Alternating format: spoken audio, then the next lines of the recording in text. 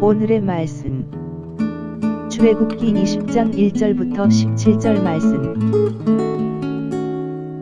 하나님 아버지, 오늘 이 아침도 주님의 은혜를 사모함으로 주님 앞에 나갑니다. 이 시간에도 우리 모두에게 말씀을 통해 하나님의 음성을 들려주옵소서. 예수님의 이름으로 기도합나이다. 아멘.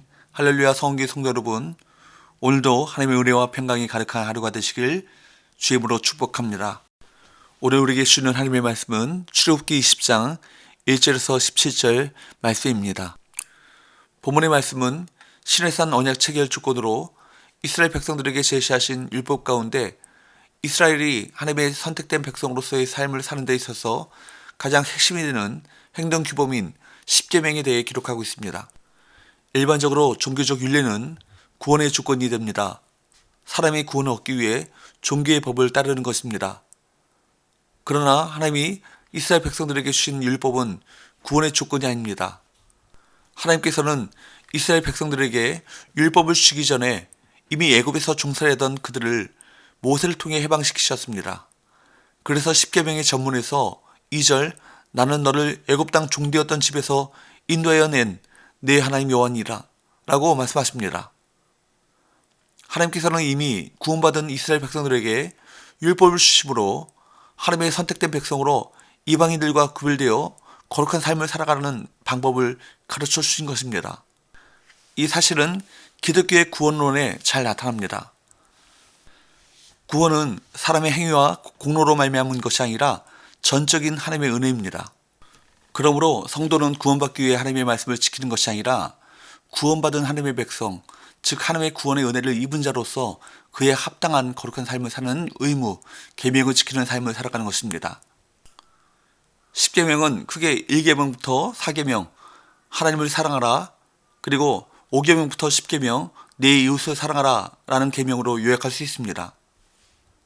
하나님께서 이스라엘 백성들에게 주신 십계명의 가르침은 먼저 창조주시며 구원자이신 하나님을 사랑하라는 것입니다. 2절, 3절 나는 너를 애굽 땅 종되었던 집에서 인도하여 낸 내 하나님 여호와니라. 너는 나 외에는 다른 신들을 내게 두지 말라. 율법의 주체는 나 하나님과 너 각 개인입니다. 하나님의 말씀은 각 사람이 하나님 앞에서 어떻게 살아야 하는지에 관한 것입니다. 물론 우리는 교회 공동체를 통해 하나님을 예배하지만 각자 하나님 앞에서 자신의 삶을 살아갑니다.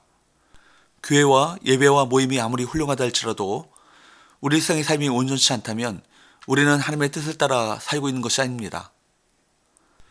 첫 계명의 말씀은 내 앞에 하나님 앞에 다른 신을 두지 말라는 명령입니다.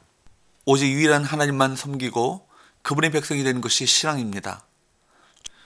죄로 인해 창조주 하나님의 존재를 망각한 인간들은 자신들이 다스려야 할 피조물을 신으로 섬기는 우상 숭배의 죄에 빠졌습니다. 그러나 창조주 하나님께 택함을 받아 구원받은 이스라엘 백성은 우상 숭배의 죄에서 떠나 창조주시며 구원주이신 하나님만을 사랑하고 섬겨야 했습니다. 우상이 어떤 것인가에 대해 4절에서 잘 설명하고 있습니다. 4절 너를 위하여 새긴 우상을 만들지 말고 또 위로 하늘에 있는 것이나 아래로 땅에 있는 것이나 땅 아래 물속에 있는 것에 어떤 형상도 만들지 말며. 여러분, 나 자신을 위해 만들고 숭배하는 존재가 우상인 것입니다. 솔직히 너무나 많은 사람이 하나님보다 주식, 부동산, 연금과 같은 안락한 노후를 좋아합니다. 그것들을 더 든든하게 여깁니다. 하나님보다 더 좋아하고 의지하고 마음 가운데 안정감을 주는 그것이 우상이 아니라면 무엇일까요? 하나님께서는 우상 숭배자와 하나님을 사랑하는 자를 분명히 구분하십니다. 5절 6절 그것들에게 절하지 말며 그것들을 섬기지 말라.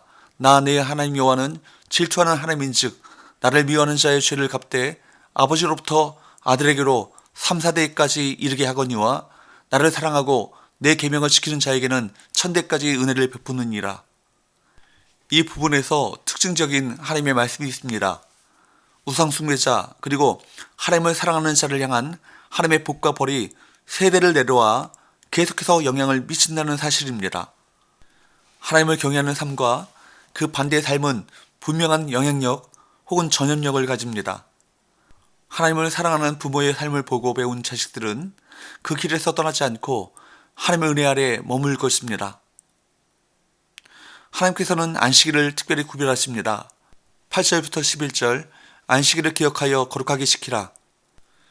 엿새 동안은 힘써 내 모든 일을 행할 것이나 일곱째 날은 내 하나님 여호와의 안식일인즉 너나 내 아들이나 내 딸이나 내 남종이나 내 여종이나 내 가축이나 내 문 안에 머무는 객이라도 아무 일도 하지 말라. 이는 엿새 동안에 나 여호와가 하늘과 땅과 바다와 그 가운데 모든 것을 만들고 일곱째 날에 쉬었음이라. 그러므로 나 여호와가 안식일을 복되게 하여 그날을 거룩하게 하였느니라. 그날을 거룩하게 지킬 것을 명령하시는데 안식일을 거룩하게 지키는 방법은 노동을 멈추고 휴식하는 것입니다. 노동을 멈춘다는 것은 곧 소득도 없다는 것을 의미합니다. 거의 소득의 7분의 1을 포기하라는 명령입니다. 당연히 사람들은 불안할 수밖에 없습니다. 만약에 하나님께서 억지로 사람들을 쉬게 하지 않으시면 사람들은 그 불안감으로 자신뿐만 아니라 종들과 가축을 몰아쳐 일할 것입니다. 안식일은 사람이 소득과 돈으로만 사는 것이 아니라 멈춰 서서 그들의 창조주가 있음을 인식하는 시간입니다. 5째 계명부터 10째 계명까지는 내 이웃을 사랑하라 라는 계명입니다. 그중 첫째 되는 5째 계명은 내 부모를 공경하라 라는 계명입니다. 12절 내 부모를 공경하라. 그리하면 내 하나님 여호와가 내게 준 땅에서 내 생명이 길리라. 부모를 공경하라는 5째 계명은 앞선 4계명과 뒤에 따라오는 5계명을 서로 연결하는 연결고리 역할을 합니다. 모든 사람을 사랑하는 출발점은 약속이 있는 첫 계명인 부모 공경에 기초하는 것입니다. 보이지 않는 하나님에 대한 사랑과 경외는 보이는 이웃을 향한 사랑으로 구현됩니다. 성도는 가까이 있는 이웃에게 사랑을 실천함으로 하나님께 대한 사랑과 경외심을 증명해야 합니다. 그렇게 하나님의 백성으로서 거룩한 삶을 살아야 하는 것이죠. 성도는 계명을 지킴으로 구원받은 자임을 증명해야 합니다. 보이는 이웃을 사랑하지 못하면서 보이지 않는 하나님을 사랑한다고 하는 것은 거짓인 것입니다. 남에게 대접받고자 하는 대로 남을 대접하는 것이 이웃 사랑의 원리인 것입니다. 그리고 나서 하나님께서는 명확한 금지 명령을 내리십니다. 13절부터 17절 살인하지 말라, 간음하지 말라, 도둑질하지 말라, 내 이웃에 대하여 거짓 증거하지 말라, 내 이웃의 집을 탐내지 말라, 내 이웃의 아내나 그의 남종이나 그의 여종이나 그의 소나 그의 낙이나 무릇 내 이웃의 소유를 탐내지 말라. 살인, 간음, 도둑질, 거짓 증언, 탐하는 것은 하지 말아야 할 것들입니다. 하나님을 경외하고 거룩하게 살아가는 사람에게 왜 이런 것들을 하지 말아야 하는가? 그것을 설명할 필요 자체가 없습니다. 우리는 위에서 언급한 범죄를 저지르지 말아야 하는 하나님의 거룩한 백성입니다. 우리의 마음을 폭력과 음란과 탐욕에 내어주어서는 안 될 것입니다. 하나님을 섬기는 길의 마지막은 결국 선과 악, 구원과 영벌로 나뉜다는 사실을 명심해야 합니다. 믿음은 보이지 않는 것이므로 행함으로 믿음을 증명해야 하는 것입니다. 사랑의 계명을 지킬 때 사람들이 그리스도의 제자임을 알게 될 것이라는 주님의 말씀과 같이 성도는 구원의 열매로 그리스도와 맺은 관계를 증명해야 할 것입니다. 기도합시다. 하나님 아버지, 우리를 하나님을 경외하지 않는 타락하고 패역한 세대 가운데 하나님을 섬기는 백성으로 삼아주시니 감사합니다. 거룩한 하나님의 백성답게 먼저 하나님을 사랑하고 내 이웃을 사랑하라는 계명을 따라 순종하는 삶을 살게 하여 주옵소서. 예수님의 이름으로 기도합니다. 아멘.